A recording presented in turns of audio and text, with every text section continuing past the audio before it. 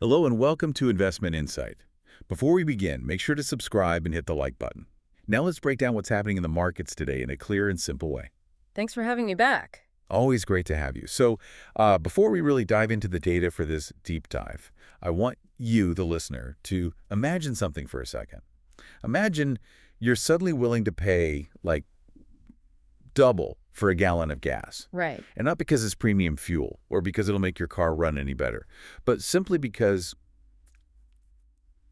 for an absolute fact that the truck delivering it to your local station won't get attacked on the highway. Exactly. You're paying for certainty. Yeah, you are paying a massive premium just for the peace of mind that the fuel will actually arrive. And for those of us just trying to figure out our investments, that is exactly what is happening in the global markets right now. It really is. I mean, we are looking at a complete rewiring of the global economy. Because for the last, few decades, the entire world has been obsessed with efficiency. Right, just getting things as cheap as possible. Exactly. The question was always, how do we get the absolute cheapest raw materials from point A to point B? But recent analysis of the current U.S.-Iran war shows that era is basically over. The priority has shifted almost overnight from economic efficiency to sheer, unadulterated national survival. Which is wild to think about. But it makes total sense if you're an everyday American investor. Yeah. You're trying to figure out where the market is going, and you can't just look at basic supply and demand anymore. No, you really can't. You have to look at vulnerability. And the data we are looking at today really brings this into focus, starting with what's happening over in Europe. Yeah. Because the U.S.-Iran conflict has been a brutal wake-up call for them, especially since they were just, barely starting to stabilize after the 2022 Russian gas crisis. Yeah, the panic over there is, it's tangible. And it's manifesting in very specific areas of the energy market. Because it's not just a general fear of crude oil prices spiking. What are they specifically worried about then? Well, if you look at the European Union's internal communications from March 31st of this year, 2026, they issued a really stark warning to their member states. They told them to prepare for a quote-unquote prolonged disruption. But their primary fear isn't actually raw crude. It's refined products. Oh, interesting. Yeah, they are absolutely terrified of a sudden, catastrophic shortage of diesel and jet fuel. Ah, right, because pulling oil out of the ground is really only half the battles. You have to actually process it. Exactly. And if the global supply chains for those refined, ready-to-use fuels get choked off in the Middle East, the European economy basically just grinds to a halt. I mean, tractors stop farming, Amazon delivery trucks stop running. The entire physical economy freezes up, yeah? Which brings us to this really fascinating shift in logic that was outlined in the April 2nd data. They're calling it the energy paradox. And I find this super interesting because, for my entire life, whenever we talked about solar panels or wind turbines or massive battery grids, It was always a climate conversation. 100%. It was always about climate change, saving the planet, reducing carbon emissions, all of that. But Europe is looking at this tech through a completely different lens now, right? The framing has radically changed. I mean, the European Commission has essentially conceded that simply finding different countries to buy fossil fuels from, it just doesn't solve their core vulnerability. Right, because you're still relying on a global market. Exactly. If Yeah. you rely on a volatile, highly contested global market, you are always going to be at the mercy of the next geopolitical crisis. So things like domestic electrification, nuclear, renewables, battery storage, they are no longer viewed as just these nice green environmental initiatives. What are they viewed as now? Hardcore Tier 1 national security infrastructure. It is entirely about establishing sovereign control over your own power. So, okay, it's like someone buying a state-of-the-art solar roof and a battery wall for their house. That's a great way to look at it. Like a few years ago, maybe they did it to shrink their carbon footprint or, get a nice tax credit. But today, they're doing it so that if the neighborhood power grid gets hit by a cyber attack or goes down in a storm, their lights stay on, their security system stays active, and their fridge stays cold. It's really moving away from saving the planet to guarding the house. Guarding the house. Yes, exactly. And we are seeing that exact strategy play out in real time. The first quarter 2026 data out of the UK offers a perfect case study for this. What did the UK do? Well, the UK experienced a massive 31% year-over-year increase in domestic wind power production. Wow. 31% in 1 year. Yeah, it's huge. And for the first time, wind made up roughly 42% of their total power grid. It officially overtook fossil fuels. So they essentially built this giant spinning domestic shield. That's the practical effect of it, yeah. Oh. When the U.S.-Iran war shocked the global gas markets, the U.K.'s wholesale electricity prices remained incredibly insulated compared to countries like Germany or Italy, because those countries are much more reliant on imported pipeline gas. Right. The UK simply didn't have to go out into this chaotic global market and bid on really expensive, highly volatile gas shipments. Exactly, because their own wind farms were doing the heavy lifting at home. Okay, I get the theory. Right. And the UK numbers look great, but I have to push back a little on the reality of actually implementing this continent-wide. Sure, yeah. Because building massive offshore wind farms, upgrading an entire electrical grid, laying down industrial-scale battery parks, that is an incredibly capital-intensive endeavor. It takes billions. And right now, interest rates across the globe are just punishingly high. For an American beginner investor looking at this space, the math seems nearly impossible. You can't just easily finance a multi-billion-dollar green infrastructure project when money costs this much to borrow. Your skepticism is entirely justified. And the data from late March, specifically the March 26th and 27th analysis, it reflects that exact friction. High interest rates fundamentally change the mechanics of energy development. How's that? Well, think about it this way. Building a natural gas plant is relatively cheap up front, right? But it's expensive to run over time because you constantly have to buy fuel. Makes sense. A wind farm is the exact opposite. The wind is totally free, but the upfront construction cost is astronomical. So when borrowing costs spike, renewable projects take a massive, massive hit. So the transition to this green fortress is stalling out right when they need it most. It is severely delayed. I mean, the permitting processes in Europe are already notoriously slow, and when you combine that with high capital costs, the financing for these renewable projects is basically drying up. What do they do in the meantime? In the immediate term, recent analysis suggests Europe is going to have to make some really uncomfortable compromises. To survive this current Middle East crunch, they will likely have to extend the life of legacy coal plants and ease up on their strict emissions caps. Oh, wow. So going backwards on climate. Temporarily, yes. The long-term trajectory is still energy sovereignty, but the next few years are going to be very dirty and very bumpy as they try to bridge the gap. Okay, so Europe is trying to build an immune system, but they're struggling to actually pay for it. Now, to understand where they might get the momentum and the capital to pull this off, we have to look at what's happening here in the U.S. Right. Because American domestic policy is creating a massive ripple effect across the Atlantic. And just looking at the data from February and March of 2026, and to be completely neutral and just report the facts here, the Trump administration has been actively rolling back federal climate regulations. Yeah, that's what the data shows. They're pivoting the focus heavily back toward traditional fossil fuels.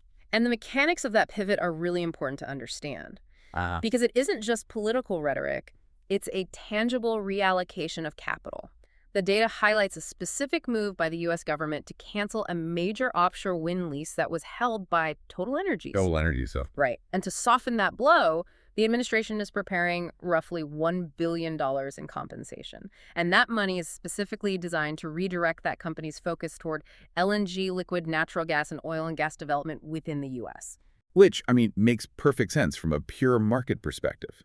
If the regulatory environment in the U.S. is hostile to offshore wind, but heavily subsidizing liquid natural gas, a massive global energy company is just going to follow the path of least resistance. Exactly. Capital goes where it's treated best. But what does that mean for Europe? Because if all this clean tech capital and talent is essentially being pushed out of the American market, Europe must be watching this like a hawk. They view it as a generational geopolitical opening. Europe wants to be the primary magnet for all the capital, all the talent, and the supply chains that are currently feeling squeezed in the U.S. I see. If America is backing away from being the commercialization hub for next-generation energy tech, Europe wants to own that space entirely. And they aren't just hoping it happens organically, they're engineering a legal framework to force it to happen. You're talking about the Industrial Accelerator Act. Yes. Proposed on March 4th, 2026. This fundamentally rewires the bureaucracy of the European market. Okay, let me see if I can translate this into a mechanism that makes sense for the listener. We talked earlier about Europe trying to build an immune system against global volatility. It sounds like the Industrial Accelerator Act is essentially the body creating antibodies. I like that. How do you mean? Well, They are rewriting public procurement laws, right? So that when a European government spends money, they are legally required to prioritize European-made low-carbon tech, even if it's more expensive than a foreign alternative. The immune system analogy is spot on. It's a mechanism to aggressively reject cheap foreign dependencies. It's kind of like local government procurement here in the States. Yeah. Think of it like a city buying squad cars. Instead of the city just buying the cheapest squad cars from overseas, they pass a rule saying they will only buy cars made in their own state to build up local factories. That's exactly what it is. Europe is using its massive purchasing power to artificially guarantee a market for these new tech companies. Right. They are weaponizing their own collective public purchasing power because by guaranteeing that market, those domestic tech companies can suddenly secure financing despite the high interest rates we talked about earlier. So if I'm a beginner investor looking at this, the takeaway here is massive. The old strategy was just throwing money at whatever company had the greenest ESG score or the best climate PR. Yeah, that era is over. The logic has shifted entirely. Now, the winners in the European market are going to be the companies providing actual physical resilience. Precisely. You should be looking at companies involved in hardcore infrastructure, industrial electrification, grid stabilization technology, utility-scale battery storage, advanced heat pumps. Right. Because the market no longer cares about who is the most eco-friendly. The market cares about who is manufacturing the armor that keeps the European grid from collapsing during a war. That makes total sense. Okay, so now let's pivot geographically. Because if Europe's strategy is to survive by building a localized fortress and making its own power, what happens to a country that physically cannot do that? That's the big question. I mean, think about major Asian economies like Japan or South Korea. They are economic powerhouses, but they don't have the vast landmass for endless wind farms. And they don't have domestic fossil fuels. They are fundamentally reliant on importing energy. Yeah, their entire economic survival depends on a continuous chain of cargo ships arriving at their ports. And historically, their primary supplier has been the Middle East. Which brings us to the core problem. If you are South Korea, your main gas station is currently situated right in the middle of a war zone. Exactly. You can't build a fortress at home, and the highway to your supplier is literally on fire. So what do? You look at a map and you find the safest possible route to a new supplier. According to the data, that brings us to the sudden massive rise of Canada. It's a huge shift. The question dominating the Asian energy markets in 2026 isn't just who has natural gas anymore. It is who can guarantee delivery of that gas without sailing through a contested military zone. Right. And Canada is uniquely positioned to answer that second question. Explain the physical mechanics of this, because, we hear about Canadian energy a lot here in the U.S., but usually in the context of pipelines running down across our border. What's actually happening on the Pacific side? Well, we need to look closely at the LNG Canada project on the British Columbia coast. It's spearheaded by Shell. This facility officially started operations in June 2025, and the recent crisis has pushed it into absolute overdrive. How much volume are we talking about? To give you a sense of it, in early March 2026 alone, they dispatched 5 massive LNG cargo ships to Asia in a span of just 11 days. Wow. 5 ships in 11 days. Yeah. That is a staggering logistical achievement. It really is. And it really highlights this concept I've been seeing in the analysis called the logistics premium. Because when you actually look at the physical map of global shipping, the value of Canada's Pacific ports becomes incredibly obvious. Right. Let's compare the routes. Exactly. Like if you're shipping out of the Middle East, you have to navigate the Strait of Hormuz, which is this massive, highly dangerous choke point right now, where insurance premiums for cargo ships are just astronomical. And if you try to buy from the U.S. Gulf Coast, which is the other major option, you have to send your ships down through the Panama Canal. But the canal has been plagued by severe droughts recently. Right, the water levels are too low. Yeah, causing massive traffic jams and forcing ships to carry much lighter loads just to get through. So it's like trying to get your morning coffee. The cheapest coffee shop is across town, but the main highway is completely blocked by a massive pileup. Suddenly, you're totally willing to pay a little more for the coffee shop right on your side of town, simply because you can actually get there safely. That's a perfect analogy. Canada is that safe coffee shop. Canada completely bypasses both of those nightmares. A ship leaves the port in British Columbia, and it is a straight open water shot right across the Pacific Ocean, directly to Tokyo or Seoul. No canals to squeeze through. No canals, no streets to defend, and no active combat zones to avoid. It is a geographically perfectly positioned safe harbor. And that geographical advantage is exactly what a logistics premium is. Asia is willing to pay top dollar for that unhindered direct access. Yes, and the Canadian government is keenly aware of this leverage. Back in January, Canadian Trade Minister Meninder Sisulu confirmed that they aren't just resting on this one Shell project. They're building more. Oh yeah. There are 7 more LNG facilities currently in development to rapidly scale their export capacity to Asia. Which brings us to arguably the most fascinating part of this entire deep dive. Because between March 30th and April 2nd of 2026, Minister Sisulu led a major trade mission directly to Seoul, South Korea. The Team Canada mission. Right. They branded it the Team Canada mission. And when you look at the data coming out of this summit, Canada wasn't just acting like a friendly trade partner pitching natural gas. No, the context of this mission is crucial because South Korea's state energy company, KOEGS, is actively scrambling to replace their disrupted energy supplies from Qatar. They are aggressively courting North American and Australian providers. But Canada brought something different to the table. Very different. The Team Canada pitch was revolutionary because they didn't just offer to replace the Qatari gas. They brought what analysts are calling the everything package. Okay, I want to break down exactly what is in this package for the listener, because it proves our entire thesis about the shift from economic efficiency to national security. Go for it. Yes, they offered LNG to keep the lights on today, but they also offered nuclear fuel. They offered critical battery minerals. We're talking vast reserves of lithium, nickel, and uranium. Which are the foundational building blocks if South Korea wants to manufacture electric vehicles or build their own battery grids for the future. Exactly. And then, this is the crazy part. They crossed the line from energy provider to defense partner. Yeah, this really surprised a lot of people. The data from the summit details heavy industrial and military cooperation.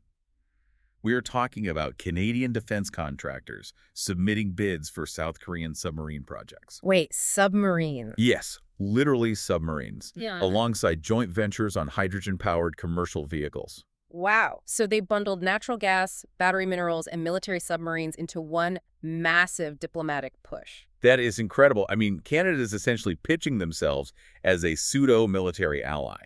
They are saying to Asia, don't just buy our gas. Integrate your entire national security apparatus with our supply chains. It's a brilliant strategic maneuver because Yeah. if you analyze South Korea's geopolitical position, they are highly vulnerable. They are trying to diversify their mineral supply chains away from China. They are trying to escape the chaos of the Middle East.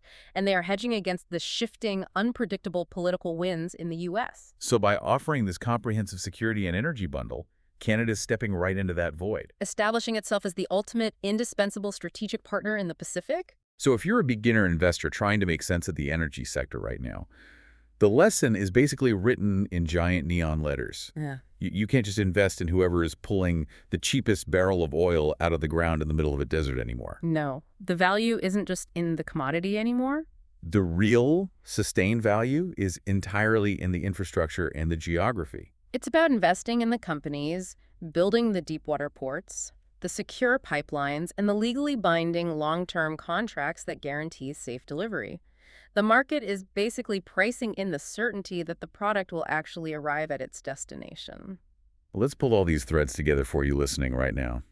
We've covered a massive shift in how the world operates. The overarching theme from all the data we've looked at today is that the U.S.-Iran war has proven that relying on long, vulnerable global supply chains is no longer just an economic risk. It is a fatal liability to national survival. Absolutely. And we are watching the 2 major importing regions of the world adapt to this reality in real time. Europe is turning inward, transforming what used to be climate initiatives, wind, solar, and battery tech, into a hardened, localized domestic defense grid. And on the other side of the globe, resource-poor Asia is turning outward, but only to the safest possible harbors. They are locking in secure Pacific direct supply chains with Canada, buying an entire portfolio of energy, minerals, and military cooperation without having to route a single ship through a war zone. It is a complete rewiring of global money, and it sets the stage for a totally different global market over the next decade. Which leaves us with a truly provocative thought to consider. And I want you to really think about this. If physical safety and secure delivery are the new ultimate priorities for entire nations, What happens when global energy is no longer priced simply by supply and demand? Oh, that's a fascinating question. Right. Could we be moving toward a future where commodities have a built-in geopolitical safety score? Imagine a world where a barrel of oil or a tank of liquid natural gas coming from a stable, conflict-free country costs 20 or 30% more than the exact same fuel coming from a war zone. Just for the peace of mind. Simply because of the peace of mind, it guarantees the buyer. It changes the entire math of global investing. It's a highly probable scenario. The logistics premium we see Canada commanding right now might just be the opening act of a completely tiered, risk-adjusted global pricing system. It is definitely the trend to watch as these markets continue to fracture and rebuild themselves. Don't forget to subscribe and hit that like button.